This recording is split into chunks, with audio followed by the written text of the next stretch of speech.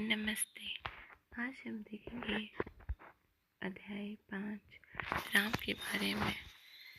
राम माता के चरण छूकर राम ने वन जाने की आज्ञा मांगी। कौशल्या ने कहा, मैं तुम्हें वन जाने से रोकती हूँ। तुम्हारे पिता कैकेयी के बहकावे में आ गए हैं। जब तुमने कोई अपराध ही नहीं किया तब वन क्यों जाओ? राजा की आज्ञा अनुचित है, उसे मत मानो। राम ने नम्रता से उत्तर दिया, माँ, पिता की आज्ञा मुझे माननी चाहिए और तुम्हें भी माननी चाहिए। उनकी आज्ञा का उल्लंघन करना मेरी शक्ति के बाहर है।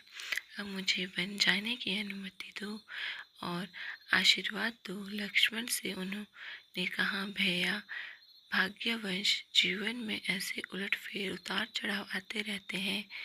इसमें किसी का दोष नहीं, न राजा का और न माता कैकेयी का। भाग्य की बात लक्ष्मण को बिल्कुल अच्छी नहीं लगी। वे तमक कर बोले, भाग्य से भरोसे तो जीना कायरों का काम है। जीवन उसी का सफल है जो अपने भरोसे जीता है। अपने बाहुबल से आप राज सिंहासन पर बैठे। अगर किसी ने विरोध किया तो मैं अयोध्या में आग की वर्षा कर दूंगा। श्री राम ने लक्ष्मण को समझाया, मेरे लिए जैसा राज सिंहासन वैसा ही वन। अधर्म का राज्य मुझे नहीं चाहिए। तुम जो कह रहे हो वह आर्यों के अनुकूल व्यवहार नहीं है। लक्ष्मण चुप हो गए। कौशल्या रोक कर राम से लिपट गई और कहने लगी, जाते ही हो तो मुझे भी साथ ले चलो।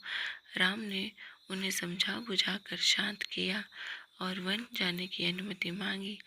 माता ने कहा, बेटा, जाओ, जिस धर्म का तुम पालन कर रहे हो वही तुम्हारी रक्षा करे।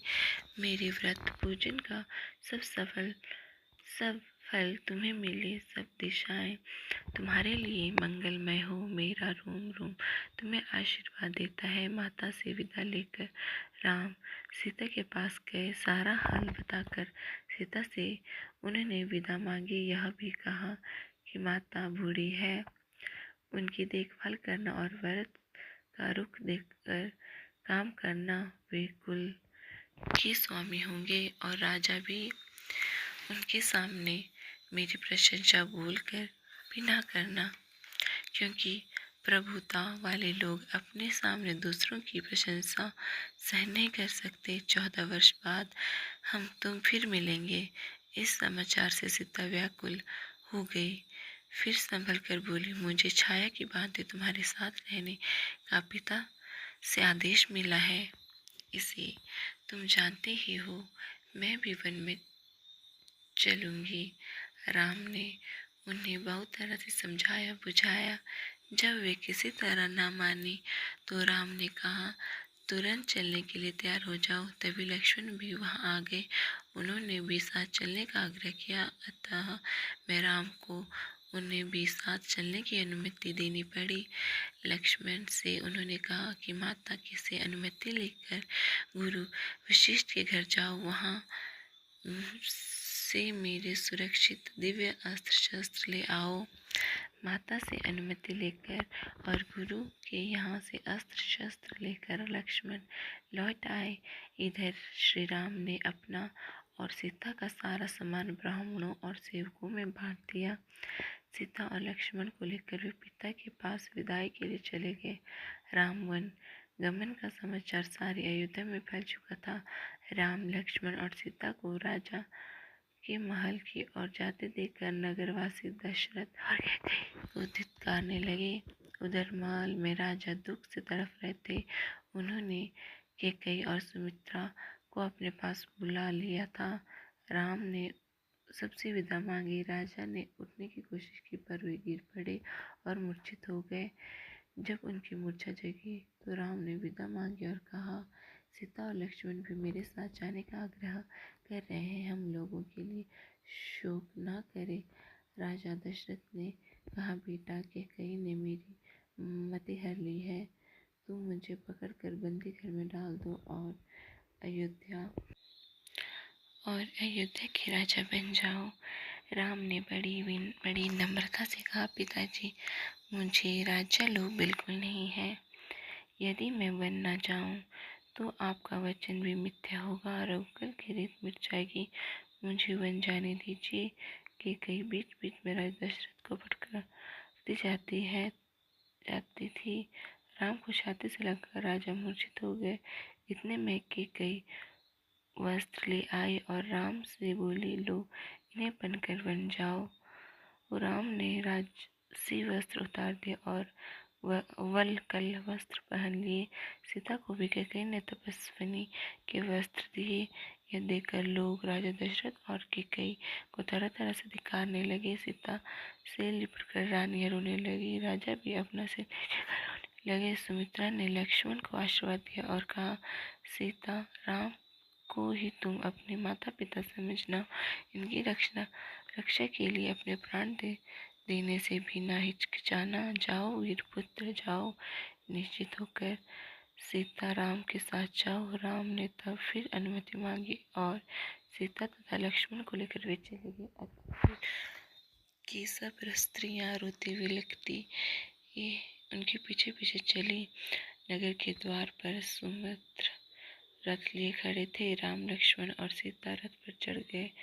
राम के आदेश से सुमित्र ने वेग से रथ हाँका।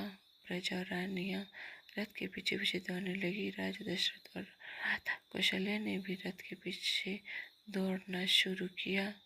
राम, राम, मेरे राम, हे लक्ष्मण, हे सीते, कार दसों दिशा में फैल गई। अब राम प्रजा दशरथ को रथ की धूल भी दिखाई नहीं देती थी। राजा हताश होकर गिर पड़े। रानियां उन्हें उठाकर कौशल्या के भवन में ले गई। राजा कभी बेसुध हो जाते तो कभी राम राम कर चिल्ला उठते। सारी अयोध्या नगरी शोक सागर में डूब गई। घर बाजार के लिए सन्नाटा छा गए। मनुष्यों की तो क्या, पशु पक्षी ने भी खाना पीना छोड़ दिया। उधर नगरवासियों की भी एक भारी भीड़ रथ के पीछे पीछे दौड़ रही थी। समझाने बुझाने पर भी जब लोग न लौटे तब राम लक्ष्मण भी रथ से उतरकर उनके साथ पैदल ही चलने लगे। संध्या होते होते तो तमसा नदी के किनारे पहुंचे और वहां रात बिताने का निश्चय किया। सीता और राम माता पिता की करते हुए तृणशस्य पर विश्राम करने लगे। कुछ दूर पर लक्ष्मण धनुष बाण लेकर पहरा देने लगे। सुमित्र भी उनके पास जा बैठे। ताकि मांदे पूर्ववासी घोर निद्रा में सो गए।